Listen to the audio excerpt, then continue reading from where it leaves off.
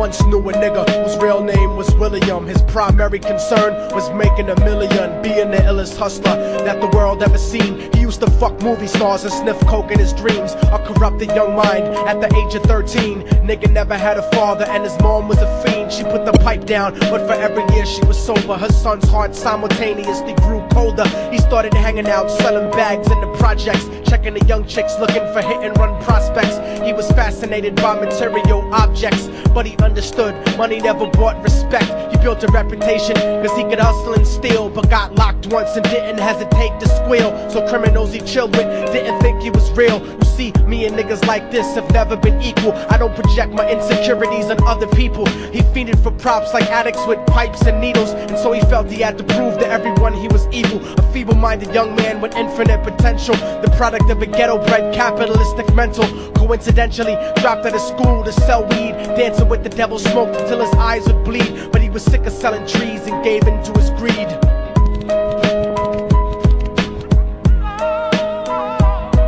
Everyone tryna be trife never faced the consequences. You probably only did a month for minor offenses. Ask a nigga doing life if he had another chance. But then again, there's always the wicked that knew in advance. Dance forever with the devil on a cold cell block. But that's what happens when you rape, murder, and sell rock. Devils used to be gods, angels that fell from the top. There's no diversity because we're burning in the melting pot.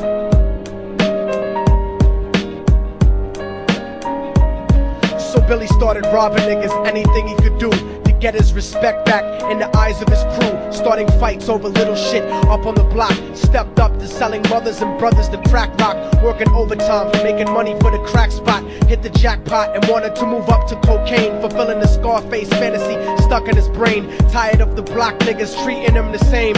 He wanted to be major like the cutthroats and the thugs, but when he tried to step to him, niggas showed him no love. They told him any motherfucking coward can sell drugs. Any bitch nigga with a gun can bust slugs. Any nigga with a red shirt can front like a blood.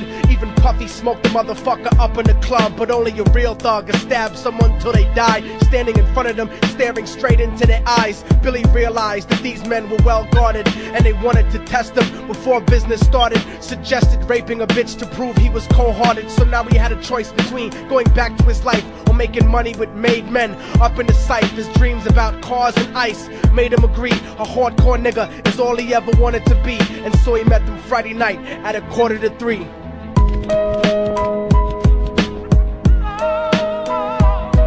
Everyone tryna be trife never faced the consequences. You probably only did a month for minor offenses. Ask a nigga doing life if he had another chance. But then again, there's always the wicked that knew in advance. Dance forever with the devil on a cold cell block. But that's what happens when you rape, murder, and sell rock. Devils used to be gods, angels that fell from the top. There's no diversity because we're burning in the melting pot.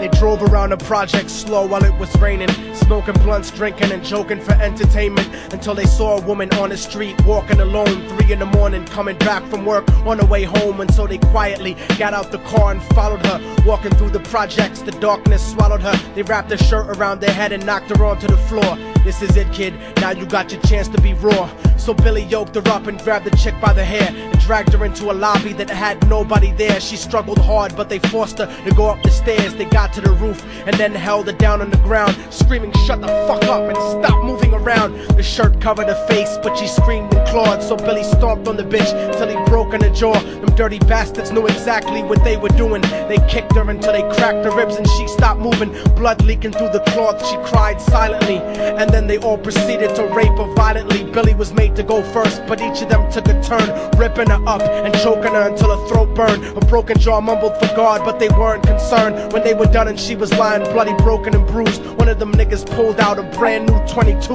They told him that she was a witness for what she'd gone through, and if he killed her, he was guaranteed a spot in the crew. He thought about it for a minute, she was practically dead, and so he leaned over and put the gun right to her head. I'm falling and I can't turn back. I'm falling and I can't turn back. right before he pulled the trigger and ended a life. He thought about the cocaine with the platinum and ice, and he felt strong standing along with his new brothers. Cocked the gat to her head and pulled back the shirt cover, but what he saw made him start to cringe and stutter, cause he was staring into the eyes of his own mother. She looked back at him and cried cause he had forsaken her. She cried more painfully, and when they were raping her, his whole world stopped. He couldn't even contemplate. His corruption had successfully changed his fate, and he remembered how his mom used to come home late, working hard for nothing, cause now what was he worth? He turned away from the woman that had once given him birth, and crying out to the sky cause he was lonely and scared, but only the devil responded cause God wasn't there. And right then he knew what it was to be empty and cold, and so he jumped off the roof and died with no soul. They say death takes you to a better place, but I doubt it. After that they killed his mother and never spoke about it. And listen, cause the story that I'm telling is true, cause I was there with Billy Jacobs and I raped his mom too. And now the devil follows me everywhere that I go. In fact, I'm sure he's standing among one of you at my shows, in every street cipher listening to Little Thug's flow. He could be standing right next to you and you wouldn't know. The devil grows inside the hearts of the selfish and wicked. White, brown, yellow and black color is not restricted. You have a self-destructive destiny when you're inflicted, and you'll be one of God's children that fell from the top. There's no diversity because we're burning in the melting pot. So when the devil wants to dance with you, you better say never, because a dance with the devil might last you forever.